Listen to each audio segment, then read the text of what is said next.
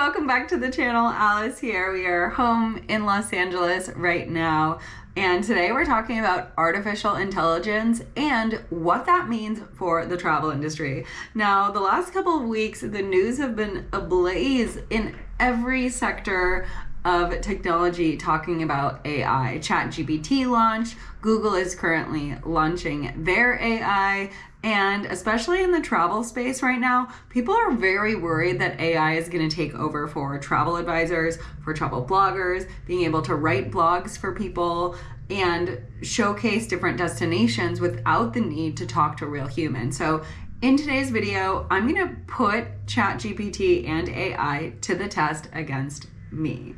Now, the other day I actually asked the audience here on YouTube what you guys thought about using AI to plan a trip. More than 80% of you said you would not be comfortable letting AI plan an itinerary for you. So in today's video, I'm going to be choosing some different adventure activities here in Los Angeles. Then I'm going to let AI choose 3 other adventure activities. We're going to see who plans it better. I'm going to be giving you all the pros and cons of the things that I choose and the ones that AI chooses. And at the end, you guys can let me know who planned a better trip. So I'm really excited to see just what AI chooses for us. And I'm going to be pretty specific in what I type into that chat box too, but I'm not going to stay on here too long and chitter chatter. Let's get right into the video. We're going to head to the coast right now and start our first adventure.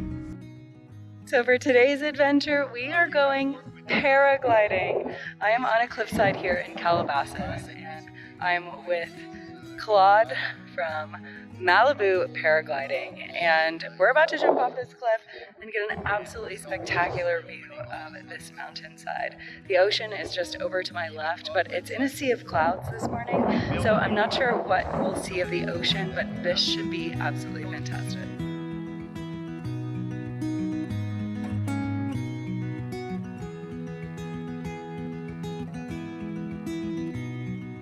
Paragliding was something I had never tried, and it was so peaceful flying along just like a bird.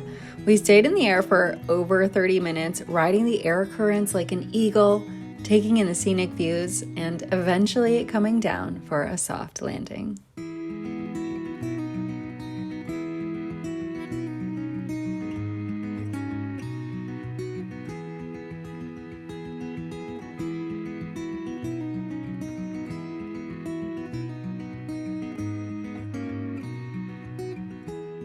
One of the things you have to do when visiting SoCal is head out on the Pacific Ocean. There are so many ways to do this, whether or not you want to whale watch, go to one of the islands in the Channel Islands, or what we're going to do today, hop on a kayak and explore some of the coastal areas, kelp forests, and tide pools.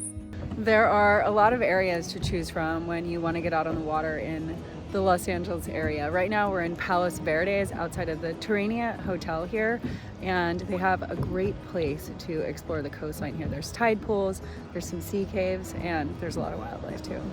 California has 840 miles of coastline, the third most in the US, with rocky coastlines, sea caves, beaches, and of course wonderful marine life like dolphins, seals, and sharks. Kayaking is a great way to get up close with wildlife and to get some exercise too. We passed a few sea caves, flocks of birds, and even saw a harbor seal as we approached the kelp forest. Now, kelp is the fastest growing plant in the ocean and is home to hundreds of species of fish and marine life. These coastal kelp forests are also a nursery for all kinds of small critters like young leopard sharks, fish, and so much more. Now, kelp is an important species. It grows in cold water and is a huge absorber of carbon, making it a great plant for fighting climate change. Midway through the tour, we beached our kayaks and got out to explore the tide pools. So this area of coastline has a ton of little tide pools that we're getting to explore with sea urchins and starfish. And if you're into tide pools, this is just such a beautiful place. There are so many little critters here to explore. And our guide is just a wealth of knowledge on all the little wildlife that we're finding as well. There are so many unique critters in the Pacific Coast tide pools like sea stars, mussels, and sea anemones, which have little tentacle-like suckers, and if you touch one, it feels like it's gently holding your finger. Now, the last species we got to see was the sea hare. This is technically a type of marine snail that are found in shallow water and are either green or red depending on the type of seaweed they eat. This was certainly a fun adventure, and I highly recommend it for strong paddlers and adventurous older kids.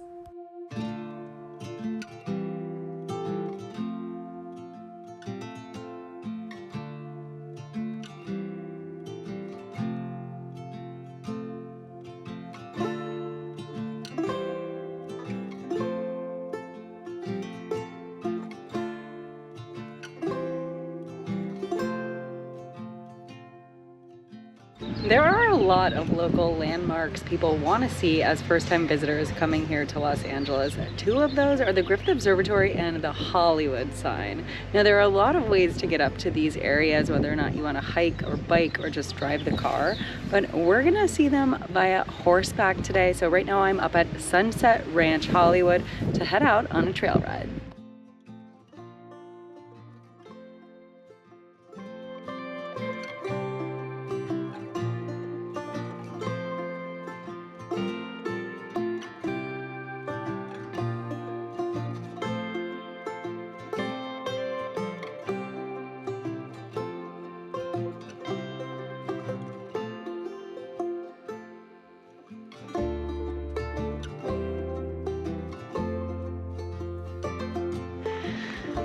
I just finished my trail ride here at Sunset Ranch, and I'm not gonna lie, it was a bit lame. I usually don't like to kind of like poo-poo any business, especially a local business. I thought the staff was really nice. I thought the horses were really nice, but I've done a lot of horseback riding and rather experienced for like a casual rider. This was pretty beginner, I will say. It's not very long. You just kind of go up the hillside here. You do start underneath the Hollywood sign, which is kind of cool. You do have nice views of Griffith Observatory along the way, but I just did an hour trail ride and you don't really see a lot. You're going really slowly and you're going up a trail that people can actually walk or hike up as well. So not very exciting. Probably wouldn't recommend this as far as an adventure activity, but a nice way to see this area if you've never been horseback riding and also don't really like walking. But that was my last of the activities that I'm bringing you. I'm gonna head back home. We're gonna get on ChatGPT and we're gonna see what kind of adventure activities AI is gonna suggest for us here in Los Angeles, and we're gonna see who did it better. All right, back in the office, and I am about to type into ChatGPT what we're looking for the next couple of days. Now, in the last couple of days since I've been making this video, Google just launched their AI, open source AI as well, which is called Google Bard. So I'm gonna put these two to the test. I'm gonna ask them the exact same things. We're gonna see what they say, and then we're gonna head off and do some more activities here in Los Angeles. So I've got Google Bard open on my phone, and I've got ChatGPT open on the computer here.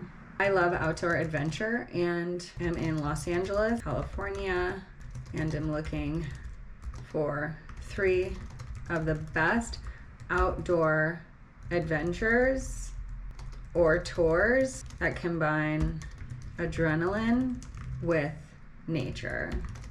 Whitewater rafting, rock climbing, and ziplining. All right. Oh, and we got one extra one, Catalina Island scuba diving. Okay, so these are pretty similar. Interesting, but we did get a couple of the same ones. Now, the only problem with these answers is that all of these experiences are hours and hours outside Los Angeles. So that makes it a little bit hard to experience Los Angeles, but let's go. One of the great things about Los Angeles is that if you're willing to drive a little bit, there are so many things to do outdoors. We've got Santa Monica Mountains, we've got the Angeles National Forest, so lots of options for hiking, for biking, and for getting outdoors. and even for rock climbing. So one of the things that was suggested by AI was that I get out and rock climb. It suggested Joshua Tree, which is about a 3-hour drive. As an alternate, it said to go to Stony Point. So that's where we're heading now, up to Stony Point. This is about 30 miles from my house. Takes about an hour. And I'm meeting a local guide there and doing some climbing.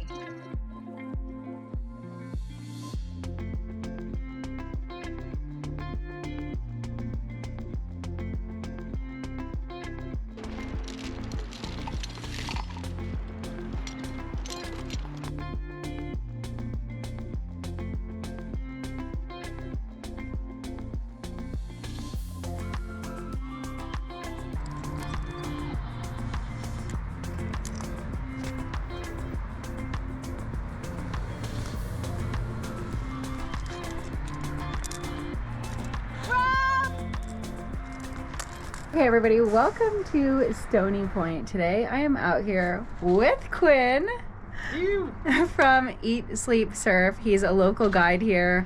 Not only does he do rock climbing, but surfing lessons as well. And what do you say about Stony Point? Is this like one of the best places in LA County to climb? Yeah, definitely. This is the most urban climbing area in maybe in the country. It's like very close to a massive population of people. This is where the famous climbers like Yvon Chouinard, who founded Patagonia, Royal Robbins, all these climbers that climb in Yosemite now, they all learned how to climb here at Stony Point in LA. Awesome. Yeah. And for people that have never rock climbed, would you say this is a fun adventure to get into? Oh yeah. Yeah. Yeah, absolutely. I'm the dude from Chicago who had never climbed before, and now here I am, dedicated my life to this adventure, and now I'm a guide.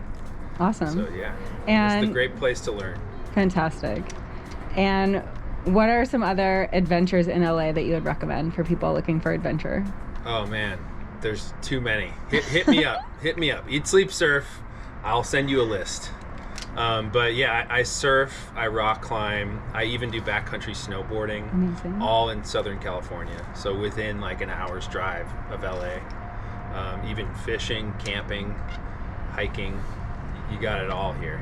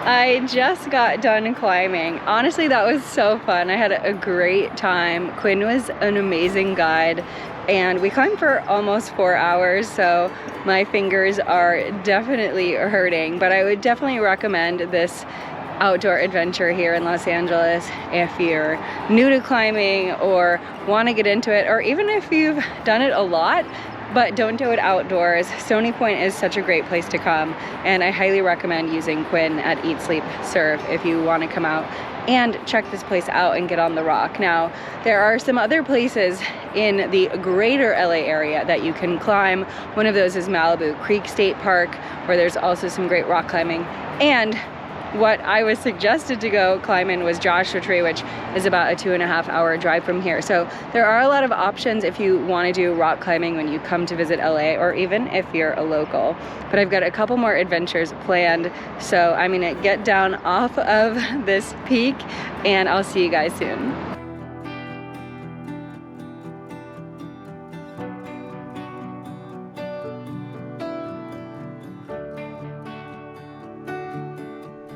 Right now we are heading to Wrightwood, California. This is about an hour and 45 minutes from my house in LA, but we are coming into the San Bernardino National Forest to go ziplining.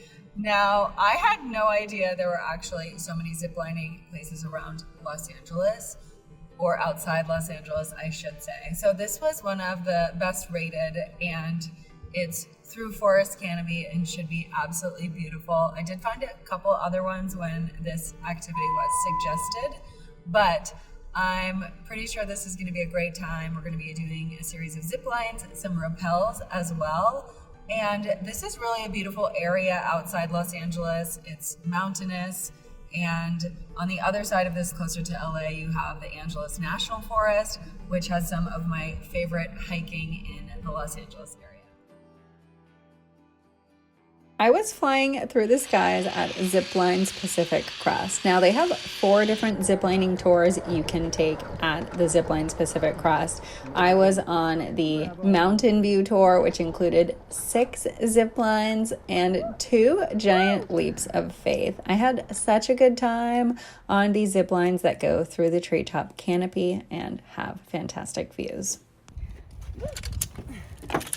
So I just learned some fun facts about this area of Wrightwood, and the Pacific Crest Trail, which a lot of you guys on this channel have either done or know about, is actually just over this crest here. And a lot of thru hikers actually come here to Wrightwood to hang out, restock, and maybe even come on this zip line, which we're gonna go on right now. Fox, are we clear? Yeah, you're Copy. Thank you for checking. You are all clear to zip. All clear to zip. Fox 1. You are all clear to zip. Whenever you're ready, you're good to go. Away we go. Woo!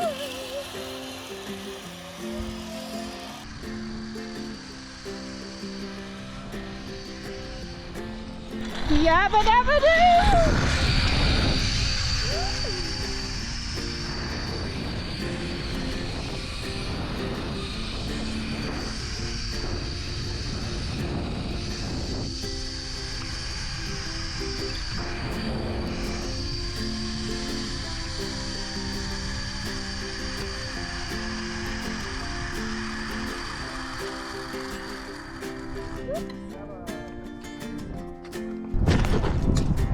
That was the last one, but wow, that was such a blast.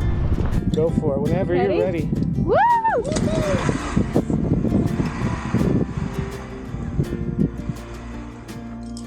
And a nice gentle landing. Yeah. I was like, it's so graceful. This last week has been so much fun doing all of these adventures here in the LA area. I just got back from ziplining. There's one more adventure to come, and it's scuba diving in the Channel Islands. So ChatGPT actually suggested Catalina Island. Google Bard actually recommended that I go whitewater rafting in the Kern River, which is 4 hours from Los Angeles. So that's not really an LA activity, but scuba diving is, and there's actually a bunch of islands off the coast of California here, including Catalina Island and then the Channel Islands, which are actually a national park and one of the lesser visited national parks here in the country as well. Now, I've been out there to scuba dive, so I'm going to tell you a bit about it while showing you some of the amazing underwater footage that I've gotten on some of my last dives. Now, regardless of whether or not you go to the Channel Islands or Catalina Island, they're all part of the same island chain of the Channel Islands. And there is just so much wildlife in this area. You will definitely see sea lions, probably some Garibaldi, maybe some sea hares, sea anemones, and some definitely colorful fish. It's an absolutely beautiful place to dive. It is, however, very cold. Last time I went scuba diving in this area, I actually wore 2 wetsuits, a hood, gloves, the whole 9 yards to go diving in this area, as the water temperature is usually below 60 degrees. So if you don't like cold water, you might want to think twice about this, but it is a beautiful experience. If you go out to the Channel Islands, you drive to Ventura, which is about 90 minutes from downtown LA, and then you get on a dive boat right there at the harbor in Ventura and head straight out to the Channel Islands to go scuba diving. You can do a full day trip there. You could do a liveaboard and spend a couple days as well. And if you're going to do the Catalina Island scuba diving adventure, you would drive down to the port of Long Beach, hop on the ferry, go over to Catalina Island, and then join a scuba diving boat over there already on Catalina. So it does have a little bit of time if you want to go to Catalina, as you have to take the ferry and then go on a dive boat. So it's a great overnight, and it's a great way to see Catalina Island if you've never been. I actually was just there for my first time a couple of weeks ago when I hiked the Trans-Catalina Trail. Now, I guess my overall review of this experience and AI in general for this whole thing was that I really enjoyed the activities that I chose outside of the horseback riding. The ziplining was really fun. I thought that was a good suggestion. I also really had a great time rock climbing, and for some reason I hadn't thought of that as an outdoor adventure here in LA, even though I have done it in the past. So I think that was a good suggestion as well. But it really missed out on all the stuff that's actually local here in Los Angeles. You know, at the beginning of this video, I talked about how big the city of Los Angeles is and the county of Los Angeles. It's massive. It encompasses a ton of different towns and communities. And most of the stuff that AI recommended was actually not within LA County outside of the rock climbing. Well, I will say even the rock climbing, because what it suggested originally was Joshua Tree, which is a 2 to 2.5 hour drive and makes a great day, like couple day trip or weekend trip, but it's not something that you would typically want to do as a day trip. So a lot of the stuff that AI recommended just wasn't really feasible if you're coming to LA to have a vacation. But if you're coming to LA to road trip to a bunch of places and have a lot of time, a lot of the suggestions were great. And I will say, it didn't choose any of the specific people that I went out and did these activities with. It gave me the start, and then I went on to the internet and Googled which companies existed, when they were open, and all of that kind of stuff. So I will say that AI is a good tool if you're looking to get started from zero and you just want a couple of ideas, but you still have to do all the legwork of finding the companies, making sure they actually exist, and booking that as well. Now, one other thing about AI is that some of the stuff that it recommends sometimes is no longer in business. And as we've seen in this video, logistically, it's not always easy. Even today's ziplining was a good hour and 45 minutes from my house, which is a long drive to do an activity that's 2 to 4 hours at best. And with traffic coming back being 2 hours plus, it might not be something that you really want to get into. Now, one thing I did learn making this video was that there's actually a couple other ziplining places around LA. There's one down in Carson, which is closer to Anaheim in the theme parks. There's actually one at Six Flags, which is north of LA by about 45 minutes. And there's a couple other ones as well, one in Big Bear, which is a little bit farther even than we went today. But I did learn some brand new things about what exists in the LA area for adventure travel, and I hope you guys did too by watching this. So even if you're a local here in LA, I hope you learned something new by watching this video. It's so funny to talk to a lot of my friends who have lived in LA for more than a decade and haven't done any of the things that I did in this video, not even kayaking on the Pacific Ocean, which you would think is a given here. So I hope you guys enjoyed this video. If you're new, please hit that subscribe button. I would love to hear your thoughts on AI and how it's going to affect travel, and also what you thought of this video, which activities you liked the best and which ones you would be most likely to book. I will see you guys all very soon in another video. Don't forget to give this video a thumbs up and drop that comment down below. See you soon.